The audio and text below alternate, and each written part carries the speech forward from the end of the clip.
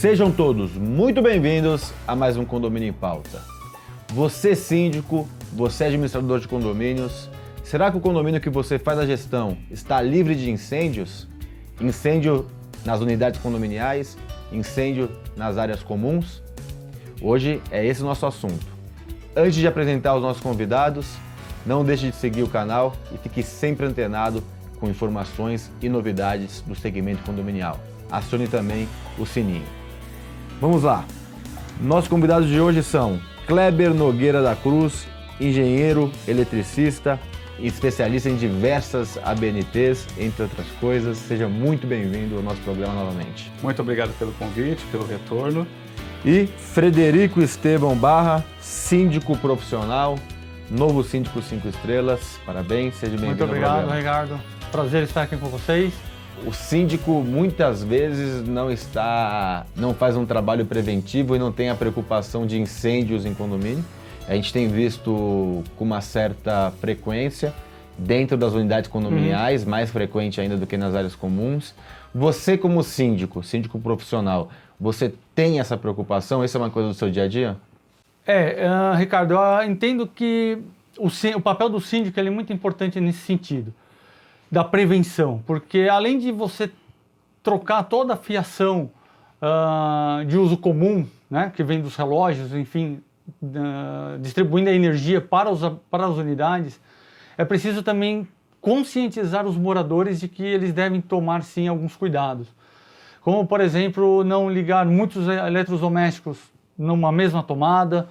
Na hora, quero ligar um ar-condicionado, o que eu devo fazer? Procuro o síndico para que ele possa dizer se pode ou não pode. Não pode, então vamos chamar um engenheiro eletricista para que ele possa fazer o levantamento da carga. Então, dois pontos aqui importantes, desculpa te interromper. Cuidar da área comum do condomínio, sim, que é do síndico. Muito importante. E fazer a conscientização dos moradores, em o que eles podem se prevenir nesse assunto. Justamente. São os dois principais... Acho que são os dois, a parte elétrica são os dois principais pontos críticos, acho que, dentro de um condomínio. Kleber, vou começar com uma pergunta bem difícil para você, não combinada previamente. Quais são os principais acontecimentos para gerar incêndio dentro de uma unidade condominial ou dentro de um condomínio?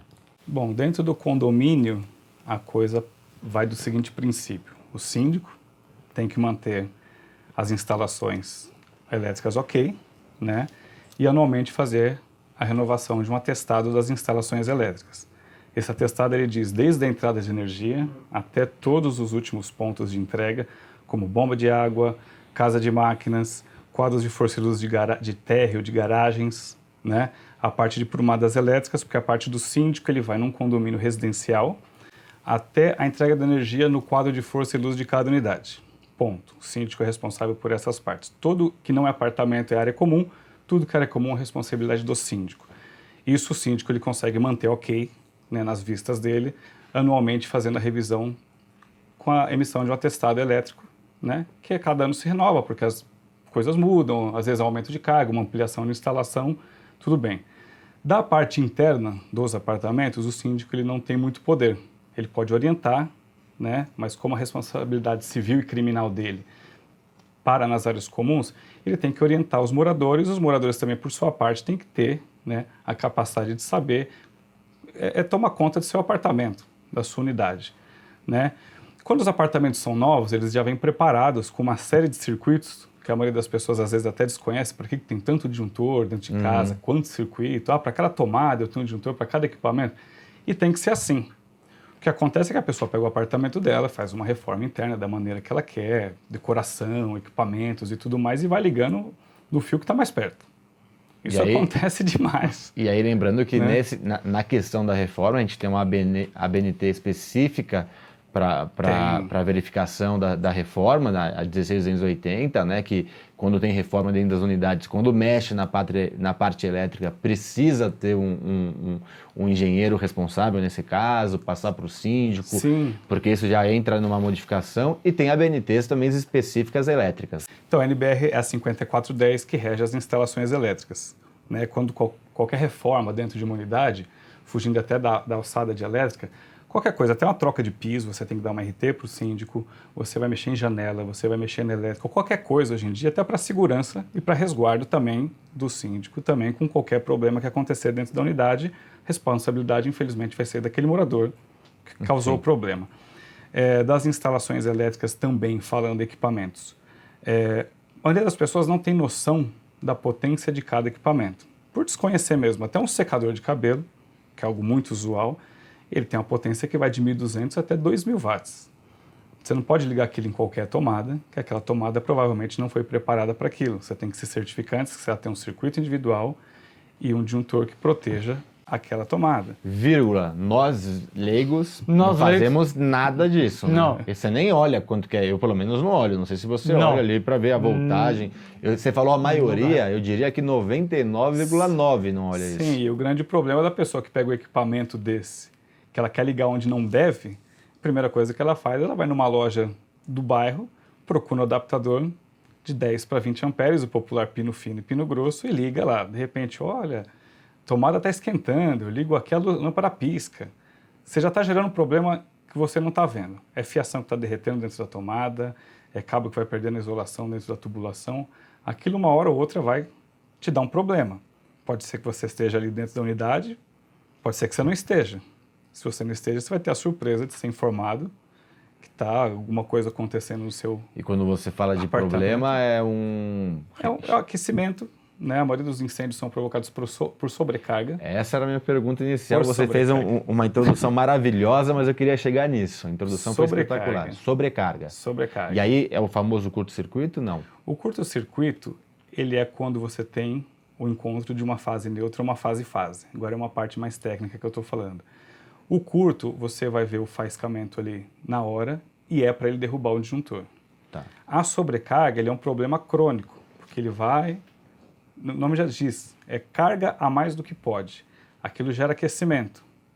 E dentro de uma unidade, então o que você tem? Você pode ter uma tomada perto de algum móvel de madeira, você pode ter uma tomada perto de uma cortina, você pode ter X fatores combustíveis ali em volta que vão te gerar um incêndio. Não vai ficar restrito só no problema que você gerou numa tomada ou num equipamento, e isso pode passar até para qualquer coisa que está ali, uma madeira, um tecido, Não, e aí... né, tinta, quem não sabe, tinta látex, ela é inflamável, então tem tudo isso daí. Não, e a propagação do fogo é muito rápida, né? Sim.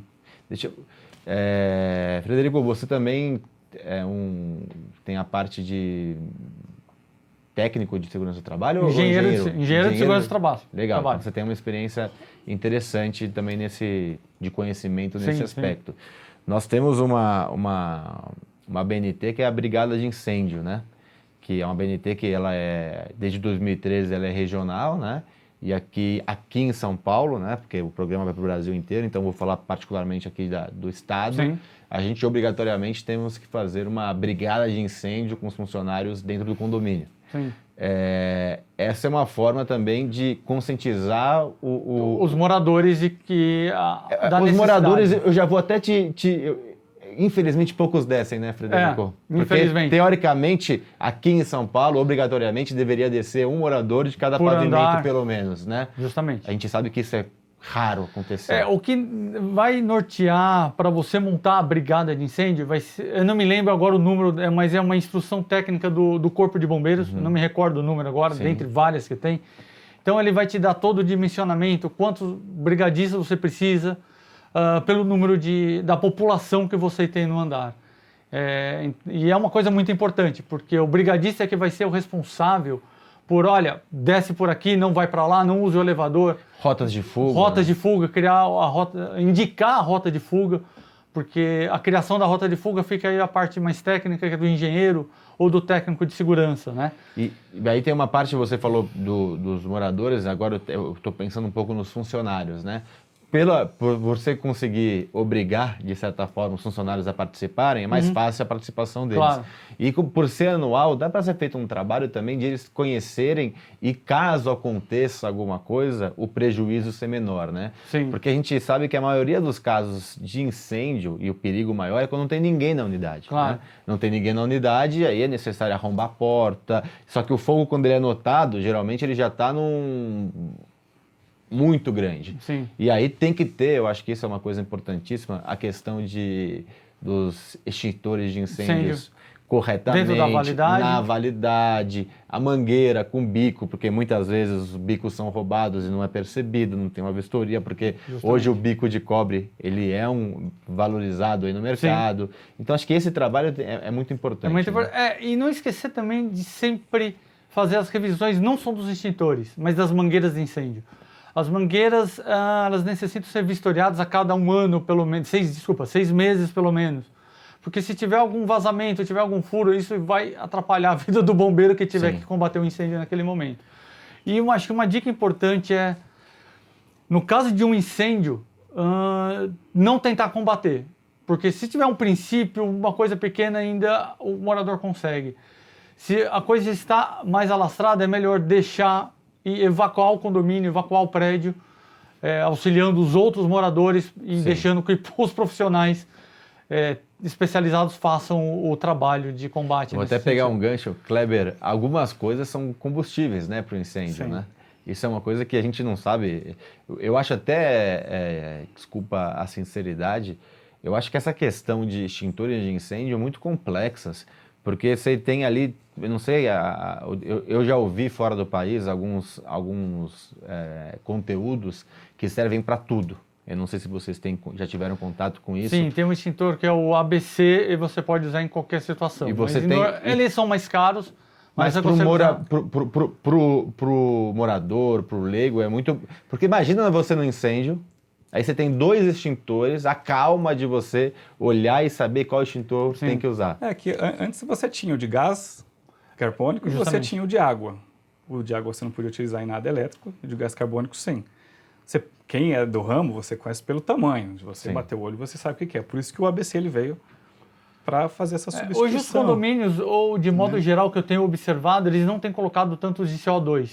Tá? Então tem ficado o de água e o de pó químico, que seria para as partes elétricas, ou onde você não... Então, ou para uma panela em chama, por exemplo, que você está com óleo que queima, de me distrair, está pegando fogo na panela. Também nunca jogar água, porque isso pode provocar... Se tiver algum tecido próximo, espalhar essa chama e o próprio morador pode se queimar também. É muito importante. O fogo, então, é o pó químico, é isso? Tem o pó químico para eletricidade. Quando tiver da eletricidade, tem que ser o pó químico. Quando for materiais sólidos, madeira, tecido, aí você pode usar o de água. O difícil é na hora do incêndio a gente ter essa calma, né? Fica em pânico, né? Tem essa questão também das partes de incêndio. Sim. Que quando você vai dar uma formação de brigada, ali é tudo maravilhoso. Na hora do incêndio é pânico. Exato. Cada um corre para um lado. Exato. Por isso da importância do treinamento, né? Deixa o brigadista tomar conta da situação. Você que não tem nada com isso, vai para o seu ponto de encontro. Sim. E eu acho que aqui em São Paulo é muito interessante, porque aqui em São Paulo, obrigatoriamente, você tem que treinar a cada ano, né? Uma vez por ano. A brigada de incêndio. Por exemplo, em Santa Catarina, que eu vou muito para lá, a maioria dos condomínios não tem obrigatoriedade de treinamento, que eu acho um erro por parte do Corpo de Bombeiro. E outros estados, cada estado tem desde 2013, a sua particularidade. Kleber, eu quero tratar com você 2 assuntos interessantes, principais, que é o laudo do Corpo de Bombeiros, né? Aqui em São Paulo e em alguns outros estados, AVCB. Em outros estados tem outra denominação, para quem está nos assistindo de fora de São Paulo, de fora de outros estados que não tem essa denominação. E a questão que a gente tem, que eu acho importante, como prevenir, né? A gente falou muito do que acontece, mas algumas dicas, e aí de vocês dois, trazer também para o Frederico, de algumas dicas de como a gente pode prevenir, principalmente nas unidades autônomas. Eu acho que a questão do condomínio em si, da edificação, a gente tem normalmente, e aí um síndico responsável, tem um engenheiro que faz acompanhamento, que faz o laudo, aí fica um pouco mais tranquilo, porque se o síndico não faz, por favor, renuncie amanhã, né? Porque assim... É muita irresponsabilidade. Mas, voltando aqui, seriam esses 2 pontos principais. Eu queria falar de laudo do Corpo de Bombeiros, né, que está falando da edificação e as suas obrigatoriedades, e a questão dicas funcionais para evitar acidentes elétricos. E vamos colocar um pouco o dedo na ferida, Kleber, que a gente conversou um pouco antes do programa, sobre a questão do condomínio, às vezes, ter esse laudo, Só que, na verdade, não está preparado ainda de maneira correta para ter esse laudo e consegue, talvez, de uma outra forma, talvez política, ou não quer entrar nesses méritos aqui. Vamos falar sobre isso no segundo bloco, pode ser? Pode ser. Pode ser. Tranquilo? Sim, tranquilo. Você que está em casa terá essas respostas e muito mais na sexta-feira. Até lá.